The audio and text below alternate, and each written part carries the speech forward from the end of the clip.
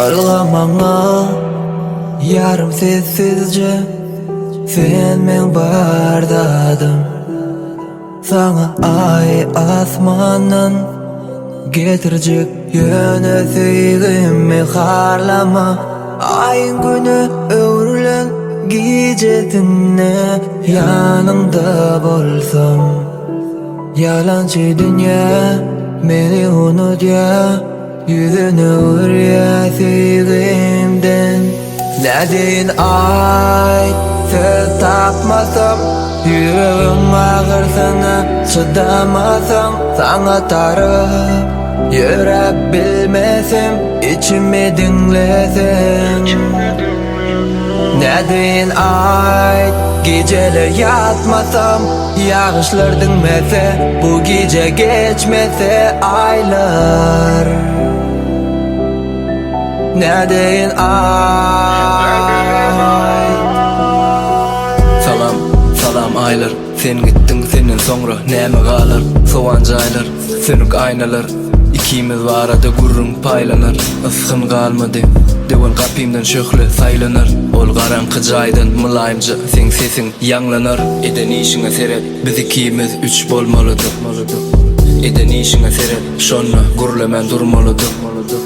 Eden işine seret, kim ol korkman varsa yanına. Eden işine seret, avray vır köpük. Eden işine Ne seret. deyin ay söz tapmasam, yüreğimin ağırtına çıdamasam. Sana taraf yürüyebilmesem, içimi dinlesem. Ne deyin ay geceler yatmasam, yağışlar dinmese, bu gece geçmese aylar. Ne deyin ay. Salama yeri yok mu inni? Çıktı sözler, okuyan molson hatimi yürek gönünür. Bizim üstümüzden geçti ençeme günler, ençeme aylar. Eştiyan mı aylar? Sen yıkıcı sözün beni karradır. Yüreğimi pıtradıp eleme yayradır. Kaharımı yuttum, nevleyin sığsalar. Bir fırsatta sen üçün gülörün, sen üçün solorun. Diyenin bolurun, çene yançan yaylar. Biz bile nem üçün bana gülüp sevedya olur. Nem üçün seni menden gov tanıya olur.